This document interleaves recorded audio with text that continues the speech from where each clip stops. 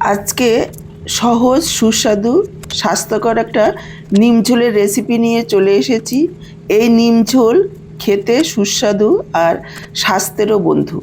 এই সিজন চেঞ্জের সময় বা সামনেই প্রচুর গরম পড়বে, এই সময়ে এই রেসিপিগুলো যেমন খেতে ভালো লাগে তেমন খাওয়াও স্বাস্থ্যের পক্ষে ভীষণই ভালো। একেবারে কম তেলে বিনা মশলায় এই রেসিপি তৈরি হবে। স্বাদে একটু বদল আনতে নিম পাতা ও সজনের ডাঁটা দিয়ে বানিয়ে ফেলুন নিম ঝোল। এইভাবে নিম ঝোল রান্না করলে একটুও তেতো হবে না। বড়রা তো খাবেই, ছোটরাও চেটেপুটে খাবে। তো চলুন দেরি না করে রেসিপিটা দেখে নেওয়া যাক। নমস্কার বন্ধুরা, আহারে বাহার রান্নাঘরে আপনাদের সবাইকে অনেক অনেক স্বাগত জানিয়ে শুরু করছি আজকের এই দারুণ সুস্বাদু স্বাস্থ্যকর নিম ঝোলের রেসিপি। নিম ঝোলের রেসিপিটি তৈরি করার জন্য দেখুন আমি এখানে কিছু সবজি নিয়েছি 200 গ্রাম সজনের ডাঁটা, দুটো মিষ্টি আলু, একটা মিডিয়াম সাইজের আলু, আর নিয়েছি একটা বেগুন। প্রথমে আমি সজনের ডাঁটা কেটে নেব। সজনে ডাঁটাগুলোকে দেখুন এভাবে একটু কেটে বাদ দিয়ে তারপর 2 থেকে 2.5 ইঞ্চি অন্তর এভাবে টুকরো করে নিতে হবে। তবে পুরোপুরি কাটার আগে একটু ভেঙে নিলে এভাবে আঁশগুলো খুব সহজেই ছেড়ে যায়। এই সজনে ডাঁটার আঁশগুলো কিন্তু ভালোভাবে পরিষ্কার করে নিতে হবে, এতে করে রান্নাও করতে সুবিধা হবে আমাদের আর খেতেও ভালো লাগবে। দেখুন আমি এইভাবে কেটে নিচ্ছি। দর্শক বন্ধুরা, আজকের পুরো ভিডিওটা দেখে যদি ভালো লাগে অবশ্যই একটা লাইক করে শেয়ার করে দেওয়ার অনুরোধ রইল। আর আপনি যদি নতুন দেখছেন তাহলে চ্যানেলটাকে সাবস্ক্রাইব করে সাথেই থাকবেন। বেল বাটনটা অল করে দিলে আমার দেওয়া এই রকমের নিত্য নতুন রেসিপির আপডেট সবার আগে আপনাদের কাছে পৌঁছে যাবে। ফেসবুক থেকে ভিডিওটা দেখে থাকলে আহারে বাহার রান্নাঘর পেজটাকে ফলো করার অনুরোধ রইল।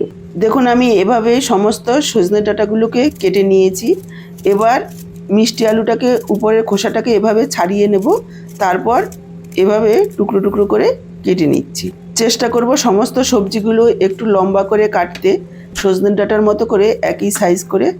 এবার নিয়েছি একটা আলুটাকেও দেখুন এভাবে লম্বা করে কেটে নিয়েছি। সবজির পরিমাণ আপনারা নিজেদের প্রয়োজন অনুসারে কম বেশি করে নিতে পারেন। বেগুনটা আমি পুরোটা দেব না, অর্ধেকটা বেগুন এইভাবে সরু করে লম্বা করে কেটে নিচ্ছি। সমস্ত সবজিগুলো কাটার পর 2-3 বার জল পাল্টে ধুয়ে নেব। এদিকে নিয়েছি নিম পাতা, তবে এতটা পরিমাণ পাতা আমার প্রয়োজন নেই। এখানে বাজারের কেনা 1 মুঠো পাতা আছে, এখান থেকে আমি হাফ পাতা ব্যবহার করব। সমস্ত সবজিগুলো ভালোভাবে ধুয়ে নিয়েছি, এবার পাতাগুলোকে ছাড়িয়ে নেব। পাতাগুলো আমি ভালোভাবে ধুয়ে নিয়েছি। দেখুন ডাঁটটা ধরে এভাবে টান দিলেই পাতাগুলো বেরিয়ে আসবে। খুব বেশি পুরনো বা শক্ত পাতাগুলো নেব না, একটু কচি দেখে পাতাগুলো নিতে হবে। একটু কচি দেখে পাতাগুলো নিলে তেতোটাও কম হবে, খেতেও ভালো লাগবে। দেখুন এভাবেই প্রায় 2 মুঠো মতো পাতা নিয়ে নেব। পাতার মধ্যে কিন্তু অনেক ধুলোবালি থাকে, ভালোভাবে ধুয়ে নিতে হবে। দেখুন পাতাগুলো আমি ছাড়িয়ে নিয়েছি। এবার চলে এসেছি মূল রান্নায়। গ্যাসে কড়াই বসিয়ে দিয়ে দিলাম 1 চা চামচ সাদা তেল। তেল গরম হয়ে যাওয়ার পর দিয়ে দিচ্ছি নিম পাতাগুলো। নিম পাতাগুলো কিন্তু ধোয়ার পর একটু শুকনো কাপড় দিয়ে মুছে জলটাকে শুকিয়ে নিতে হবে, আর তা না হলে ধুয়ে একটা ঝুড়িতে রেখে দিতে হবে 1 থেকে 1.5 ঘন্টা আগে, তাহলে জলটা ভালোভাবে শুকিয়ে যাবে। কেননা পাতাগুলোকে আমাদের মুচমুচে করে ভেজে নিতে হবে। খুব বেশি সময় লাগবে না, 1 থেকে 1.5 মিনিটের মধ্যে মুচমুচে ভাজা হয়ে যাবে। দেখুন এভাবে নাড়াচাড়া করতে করতেই প্রথমে একটু নরম হবে, তারপর মুচমুচে ভাজা হয়ে যাবে। নিম পাতা ভাজার সময় না খুব সুন্দর একটা গন্ধ বের হয়। আমি এখন রান্না পাচ্ছি, আপনারা যখন রান্না করবেন আপনারাও এই গন্ধটা পাবেন। দেখুন এই রকম একটু কালচে রং ধরে আসবে, তখন বুঝে নিতে হবে যে পাতাগুলো মুচমুচে হয়ে গেছে, তখন পাতাগুলোকে তুলে নিতে হবে। নিম পাতাগুলো তুলে নিয়ে আরও 1 চা চামচ তেল দিয়ে দিলাম। এবার দিয়ে দিচ্ছি কয়েকটা বড়িগুলোকেও লালচে করে ভেজে নেব। গ্যাসের ফ্লেমটাকে মিডিয়াম লোতে রেখে এভাবে নাড়াচাড়া করে বড়িগুলোকে একেবারে লালচে করে ভেজে নিতে হবে। দেখুন বড়িগুলো আমার ভাজা হয়ে গেছে, এবার বড়িগুলো তুলে নিচ্ছি। বড়িগুলো তুলে নিয়ে বাকি যে তেলটা রয়েছে তার মধ্যে আমি দিয়ে দিলাম বেগুনগুলো। গ্যাসের ফ্লেমটাকে মিডিয়াম হাইতে রেখে এভাবে নাড়াচাড়া করে বেগুনগুলোকে লালচে করে ভেজে নেব। লবণও দেবো না, ঢাকাও দেবো না, তাহলে বেগুনগুলো নরম হয়ে যাবে। দেখুন 3-4 মিনিট সময় নিয়ে বেগুনগুলোকে লালচে করে ভেজে নিয়েছি। এবার বেগুনগুলো তুলে নিচ্ছি। বেগুন তুলে নিয়ে আরও 1 চা চামচ তেল দিয়ে দিলাম 1/2 চা চামচ কালো জিরে। চটপট করে ফোটার পর দিয়ে দিলাম কেটে রাখা মিষ্টি আলু আর আলু। মিষ্টি আলু আর আলুগুলোকে লালচে করে ভেজে নেব। প্রায় 3-4 মিনিট সময় নিয়ে ভেজে নিতে হবে। নাড়াচাড়া করে নিয়ে একটু ঢেকে দিচ্ছি। ঢেকে দেখুন একেবারে লালচে করে ভেজে নিয়েছি। এবার আমি দিয়ে দিলাম কেটে রাখা সজনের ডাঁটাগুলোকেও আরও 1-2 মিনিট একটু ভেজে নেব, তবে খুব বেশি সময় ভাজবো না, তাহলে সজনের ডাঁটার পুষ্টিগুণ নষ্ট হয়ে যাবে। প্রায় 2 মিনিট মতো ভেজে নেওয়ার পর এখানে আমি যোগ করে দিচ্ছি পরিমাণ মতো লবণ, সামান্য একটু হলুদ গুঁড়ো। লবণ আর হলুদ দিয়ে আরও কিছুক্ষণ এভাবে নাড়াচাড়া করে ভেজে নেব, যাতে হলুদের কাঁচা গন্ধটা চলে যায়। দেখুন প্রায় আরও 1-1.5 মিনিট ভেজে নিয়েছি। এবার যোগ করে দিচ্ছি জল। এখানে আমি 1.5 কাপ পরিমাণ জল যোগ করব, কেননা এটা পাতলা ঝোল হবে। আবার বড়ি দেব, যেহেতু ঝোল অনেকটাই টেনে নেবে। আলু, সজনে ডাঁটা, মিষ্টি আলু সব কিছু সেদ্ধ হবে।